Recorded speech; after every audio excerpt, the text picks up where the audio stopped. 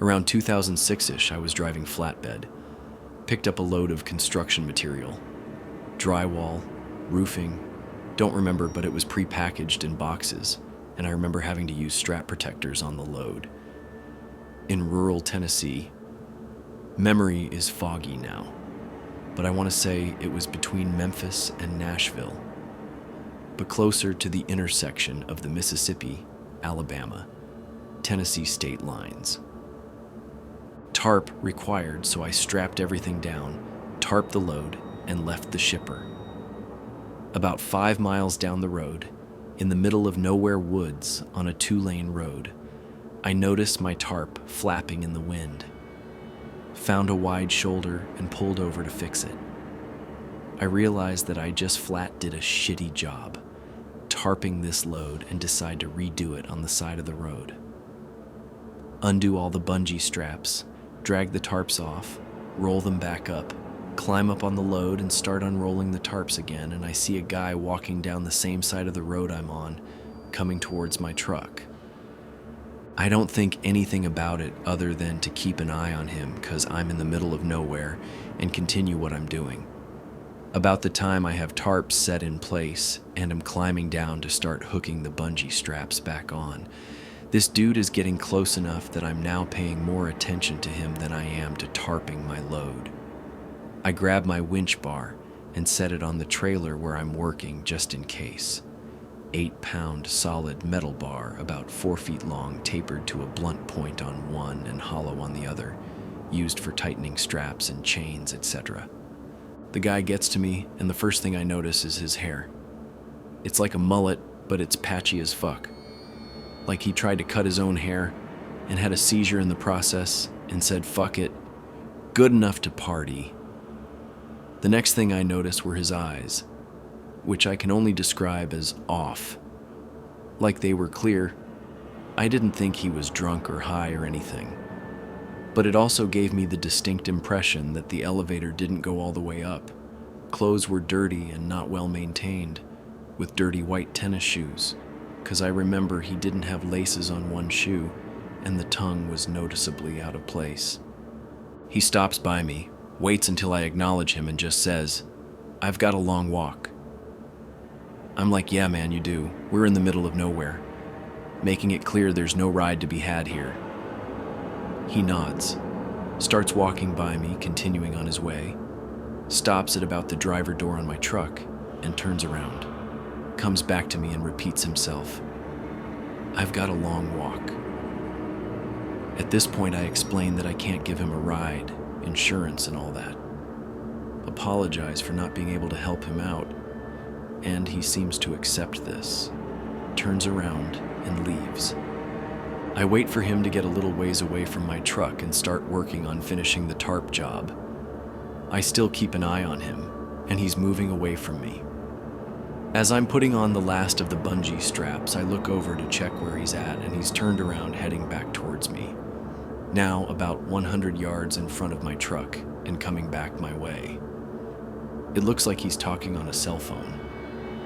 Has his hand up to his face, and I can barely make out his mouth moving, his other hand waving like he's having a conversation with someone. I finish with the straps, grab my winch bar, and climb into my truck as he's about 10 yards away now. Soon as I'm in the cab, I lock the doors and set the winch bar on the passenger seat just in case. I look at the guy and realize he's not talking on a phone, he's talking to his fucking hand, and now I'm nervous because he doesn't look like he's having a nice, pleasant chat. It looks more like an angry conversation. Crank the truck up, put it in gear, and just pull out. Didn't look for traffic or anything. As I pass him, he's just looking at me, still holding his hand to his face with this dead-ass look on his face, just staring at me. Gave me the creeps. About the time I hit 5th or 6th gear, I look in the mirror and there's no one there. The worst thing I've ever experienced was around 1996. I was team driving, semi, with another individual. We picked up our load and scaled it out. I opted to drive the first shift. I drove in solid rain from Detroit, Michigan to just shy of St. Louis, Missouri. We swapped out at a rest area and caught our logbooks up. I was tired after driving for 10 hours all night in the rain. One thing I'll never forget was before I started driving that night, the other driver, we'll call him John, said to me before going to sleep was, "If we get killed, I'll come and haunt you." He said it with a smile and zipped up the curtain to sleep. After swapping seats, I zipped up the curtain and put a movie on to fall asleep to. My Cousin Vinny. The thought that crossed my mind often, while in the bunk, was what I would do if we were, say, going over an embankment or a cliff. My best decision was to hit the deck, get as low as possible, and pray. While watching the movie, I started drifting off to sleep. It was maybe 45 minutes later, I woke up to John saying, "Shit, hang on." I could tell that we were weaving or whatever. I just knew something wasn't right. He yelled again, and I hit the floor praying hard. Were we going over a cliff? I couldn't see up front because the curtain was zipped closed. The next thing I felt was the entire truck vibrating for a split second. I could tell that it was a violent impact. The strange thing is that there was absolutely no loss of forward momentum from the impact. We were near full GVW of 80,000 pounds. I'll never forget that sound and feeling as long as I live. Right after the impact, it happened so fast, I didn't even know what had happened.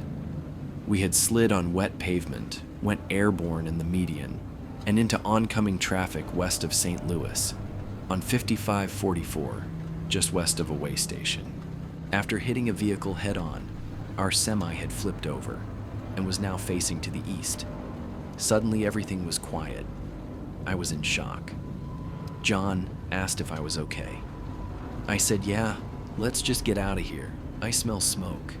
I had sat on the passenger side of the floor during the wreck. Now the roof was a door for me to crawl through on my right. John soon followed behind me.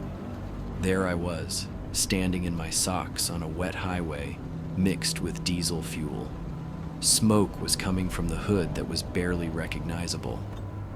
I wasn't even awake enough to comprehend what had just happened and was in shock as well. I remember people running to the white pickup truck that we had hit, head on, with fire extinguishers. It was like I was in a dream. I couldn't comprehend what was going on. I remember shivering and blood coming from my hand and mouth. When I got myself together, the fire was out. The next thing I remember was an ambulance attendant talking to someone on the passenger side of the white truck. I could tell that she was consoling the person. I saw her mouth the words, "I know," with a compassionate face. The next thing I know, John and I were in an ambulance, headed for the hospital. I was looking out of the back doors through the windows as we were pulling away. I started crying uncontrollably, trying to imagine the fear that the people in the white pickup must have felt, seeing this semi coming right at them. I purposely left out a few gory details that nobody should ever have to see or even hear about. When we got to the hospital, I learned that all three in the truck hadn't made it. A man, his wife, and their 4-year-old daughter. Why did I survive a horrific accident that killed 3 people? I'll never forget the smell that morning, standing in diesel fuel mixed with rain, and the smoke. As it turned out, that stretch of highway was nicknamed Blood Alley because of the deep grooves in the road. It was the site of many accidents. Many months later, I drove through that spot and saw that they had patched that stretch of highway. Wish it could have been done sooner. It was very painful to bring this up after all these years, but it serves as a reminder to give driving 100% of your focus, especially now with people texting, eating, and reading while driving. For God's sake, don't ever take even a small trip for granted. This is my father's story, and he wasn't a long-haul trucker, but rather an 18-year-old gas station attendant in the late 70s, and without a certain long-haul trucker, I probably wouldn't be here. The gas station was 24 hours, and my dad was the only one working the night shift. 11 to 7, I think. A guy comes in and just gives him the creeps. Seems sketchy. He was wearing tight jacket pants, and you could tell he had something in his pants under the jacket. It was during the summer and was warm, so why is he wearing a jacket to begin with? It was later confirmed he was on drugs. A lot of truck drivers used this station as it was the only one open 24 hours for a long stretch of the highway. They also had a big lot where they let truckers park and sleep or take a break.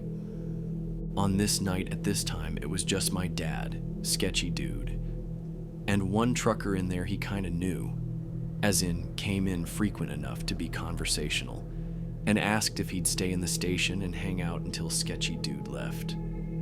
Well, after looking at the stocked shelves for several minutes while sneaking peeks at my dad behind the counter, the sketchy guy eventually looked fed up and got into his blue car and sped off. Cool trucker guy. Hung out with my dad a little longer, until another couple of guys came in to use the booths. They had to eat a sandwich. I should also point out this was pretty middle-of-nowhere rural southeast United States in the 1970s. CB and landline was it. My dad only had a landline in the store. Dad did not have any protection or weapon of any kind. So the hours pass, and my dad had shaken off the paranoia when all of a sudden this truck driver guy in a car comes hauling ass into the lot, jumps out, and sprints into the store hollering he needs a phone. He didn't have a CB, nor did he see a phone at the other station. He also wasn't familiar with the area, and my dad's station was the first place he found. Calls 911 to report that he had walked in on a gas station 40 miles back to find the attendant shot and dead. No one else around. And the only other piece of information is that a blue car was speeding out of the lot when the trucker pulled in. Apparently they eventually apprehend the guy in the blue car. My dad confirms it was sketchy dude from earlier in the night, and they charge him with murder and armed robbery. To the long-haul trucker who waited around with my dad that night, thanks and hope you're keeping it real.